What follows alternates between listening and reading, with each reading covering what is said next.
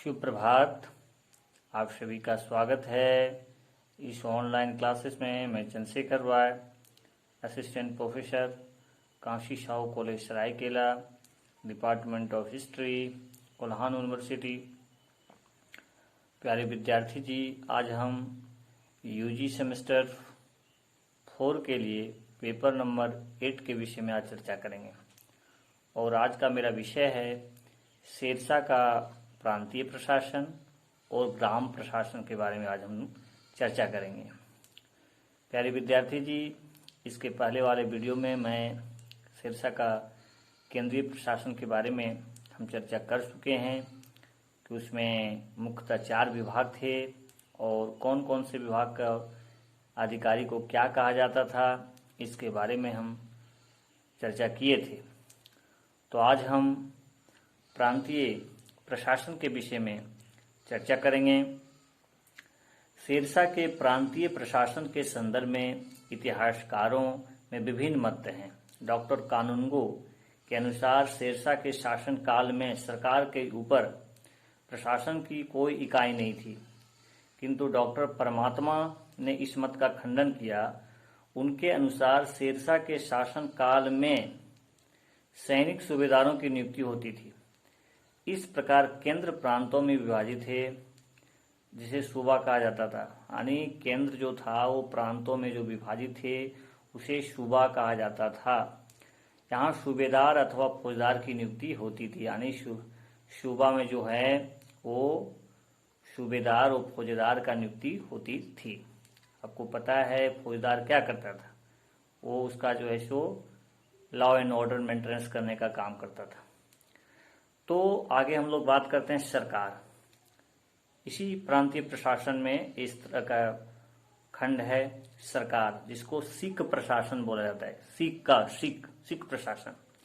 शेरशाह ने शासन की सुविधा के लिए संपूर्ण साम्राज्य को 66 इकाइयों यानी सरकारों, उसको क्या बोला जाएगा, सरकारों में विभक्त किया था, जिसमें 19 सरकार बंगाल में ही थे। यानी 66 जो सरकारें थी उसमें 19 सरकारें जो थे वो बंगाल में थे।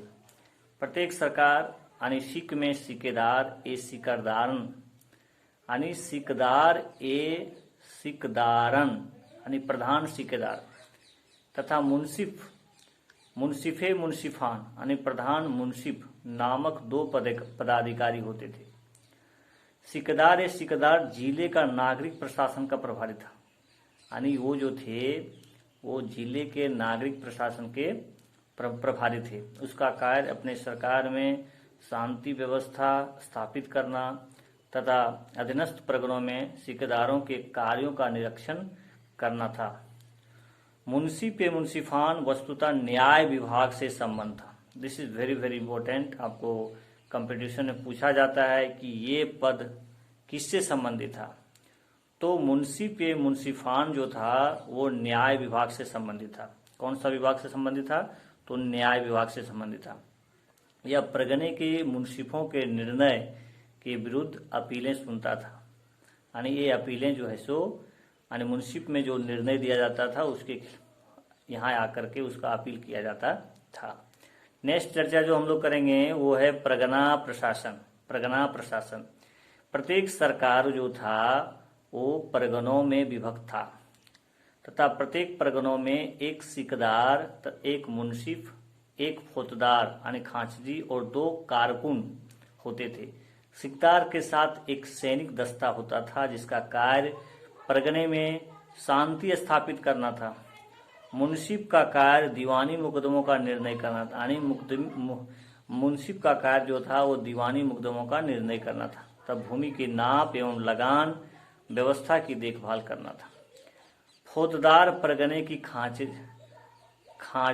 था। कारकुन का कार्य हिसाब किताब लिखना था। यानी कारकुन जो एक पद था, एक पदाधिकारी था, उसका कार्य था हिसाब किताब रखना। ठीक है।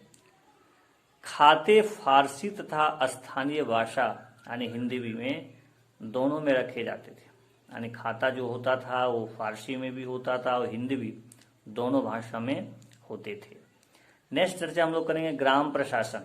बहुत महत्वपूर्ण प्रशासन था ग्राम, क्योंकि लोग डायरेक्टली वहाँ से लोग जुड़े हुए थे। ग्राम प्रशासन शेरशाह का प्रशासन का सबसे छोटी इकाई थी। प्रत्येक परगना कई ग्रामों में विभक्त थे। गांव का प्रमुख अधिकारी मुकद्दम होता था। बहुत बार एग्जाम में ये क्वेश्चन पूछा गया है, यानी गांव का प्रमुख अधिकारी जो होता था वो मुकद्दम अथवा मुखिया, ठीक है, this is very very important, मुखिया कहलाता था, जो गांव में शांति व्यवस्था के लिए उत्तरदायी था। यानी गांव में शांति व्यवस्था का उत्तरदायित्व के लिए मुकद्दम जिम्मेदार था। गांव का दूसरा अधिकारी पटवारी था, जो कृषकों, उनकी भूमि एवं उपज का ब्यौरा रखता था। यूजीसी नेट में ये प्रश्न पूछा गया है कि पटवारी का क्या कार्य था। तो ये क्या करता था, कृषकों तथा भूमि को उपज का ब्यौरा रखने का काम जो सो पटवारी करता था। गांव में शिक्षा, सुरक्षा, स्वच्छता आदि का प्रबंध स्वयं पंचायतें करती थी। यानी गांव में शिक्षा, सुरक्षा, स्वच्छता आदि का प्रबंध स्वयं ग्राम पंचायतें करती थी। तो प्यारे विद्यार्थी जी, आज हम लोग चर्चा क्या की? आज हम लोग चर्चा किए है ना प्रांतीय प्रशासन में, और प्रांतीय प्रशासन के संदर्भ में हम लोग देखे कि किस प्रकार से वहाँ पर सूबेदार होता था, है ना, महत्वपूर्ण अधिकारी होते थे, फौजदार होता था। उसके बाद सरकार, यानी प्रशासन को चलाने के लिए जो व्यवस्था थी वो सरकारों में विभक्त थी, जिसको सीक प्रशासन भी बोलते हैं। सरकार को आप सीक भी बोल सकते हैं। और शेरशाह के शासनकाल में 66 है ना सीकें थी, सीकों में बटे थे।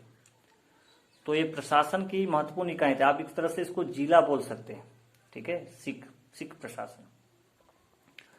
इसमें क्या था, आपको मैं बताने का प्रयास किया कि 66 सीकों में बटे हुए थे, यानी सरकारों में बटे हुए थे, और लगभग 19 सरकार जो थे वो केवल बंगाल में विभक्त थे।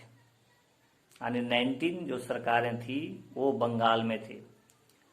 उसके बाद इसमें हम अधिकारी का चर्चा किए।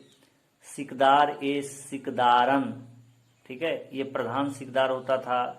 इसी प्रकार से मुंसिफ ए मुंसिफान, ये प्रधान मुंसिफ होता था। ये बहुत महत्वपूर्ण 2 अधिकारी होते थे सरकार में। उसका कार्य जो क्या होता था, अपने यहाँ में शांति व्यवस्था स्थापित करना। और मुंसिफ ए मुंसिफान जो था वो जस्टिस से न्याय विभाग से संबंधित था, या परगने के मुंसिफों के निर्णय के विरुद्ध अपील सुनता था। यानी परगना में जो अपील दिया जाता था उसको सुनने का काम जो है सो सरकारें करती थी। यानी सरकार का जो मुंसिफ ए मुंसिफान था वो एक तरह से आप बोल सकते हैं कि न्याय विभाग से संबंधित था।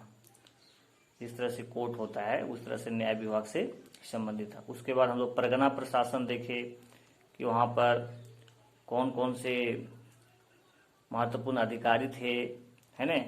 एक तो सिकदार हो गया, तो एक मुंसिफ। यानी प्रत्येक सरकार जो था, एक तरह से हम जो जिला बोल रहे हैं, वो परगनों में विभक्त थे, और प्रत्येक प्रगनों में एक सिकदार, एक मुंसिफ, एक फौजदार, 2 कारकुन होते थे। सिकदार के साथ एक सैनिक दस्ता भी होता था, जिसका कार्य परगने में शांति स्थापित करना था, ठीक है। मुंसिफ का कार्य दीवानी मुकदमों का निर्णय करना, जो आपको बताया कि वो जस्टिस से संबंधित था, तथा भूमि की नाप एवं लगान व्यवस्था की देखभाल करता था। फौजदार के परगने की खाचांजी था। कारकुन का कार्य, जो कारकुन नामक जो अधिकारी का हम चर्चा किए परगना प्रशासन में, उसका कार्य था हिसाब किताब लिखना। और मैं चर्चा कर चुका हूं कि जो हिसाब किताब होता था वो फारसी और हिंदी में दोनों में लिखे जाते थे। उसके बाद जो सबसे लास्ट में चर्चा किए वो था ग्राम प्रशासन। तो शेरशाह के शासनकाल में प्रशासन की सबसे छोटी इकाई ग्राम प्रशासन थी। और मैं आपको बताने का प्रयास किया कि ग्राम प्रशासन का जो सबसे प्रमुख अधिकारी होता था वो मुकद्दम होता था अथवा मुखिया, ठीक है। जो गांव में शांति व्यवस्था के लिए उत्तरदायी था, यानी गांव में शांति व्यवस्था स्थापित होंगे क्या होंगे इसका रिस्पॉन्सिबल जो होता था वो आपका मुकद्दम होता था। गांव का दूसरा अधिकारी पटवारी होता था, ये इसका कार्य भूमि व्यवस्था से था, यानी जो कृषकों उनकी भूमियों उपज का ब्यौरा रखता था।